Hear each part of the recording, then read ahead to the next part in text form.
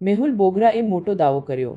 મેહુલ બોગરાએ મોટો દાવો કર્યો છે. તેમણે આ દાવા કરવાનું કારણ સ્પષ્ટ નથી, પરંતુ તેની અસર ઘણી બધી હોઈ શકે છે.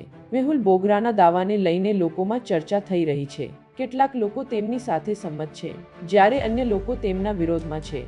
આ દાવાની અસર ભવિષ્યમાં જણાશે. ત્યારે જ આપણને ખબર પડશે કે મેહુલ બોગરાનો દાવો સાચો હતો કે નહીં. Bharatbhai Vekariya, need 24 news, Surat. પૂરા સમાચાર જોવા માટે નીડ 24 ન્યૂઝને સબસ્ક્રાઇબ કરો. GST, direct tax, indirect tax વગેરે બાબતે કોઈ જાણકારી જ નથી, કેમ કે અભણ છે. એ જાહેર મંચ ઉપર માયક હાથમાં આવે ને એટલે એવું કહે છે કે કૂપનના ઘઉં ખાઈ વિડિયા બનાવી અને વિરોધ કરે છે. તમે અમારો પગાર ખાવ છો, જાણે એના બાપુજીનો ટેક્સ ભરતા હોય. બધું એ રેશનિંગના ઘઉં ખાતા હોય બધા. એને જિંદગી ન ફેર્યો હોય સાહેબ.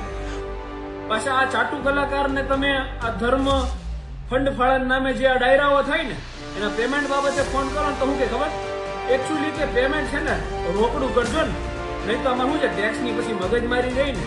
એવા ટેક્સ ચોરો લોકોને એવી સલાહ આપે છે કે આ કૂપનનું ખાવા વાળા ટેક્સ નથી ભરતા અને વિડિયા બનાવે. અરે તમારી પાસે પૈસા હોવા છતાં સિસ્ટમને ચાટવાનો ધંધો કરો છો, એની કરતા તો કૂપનનું ખાઈ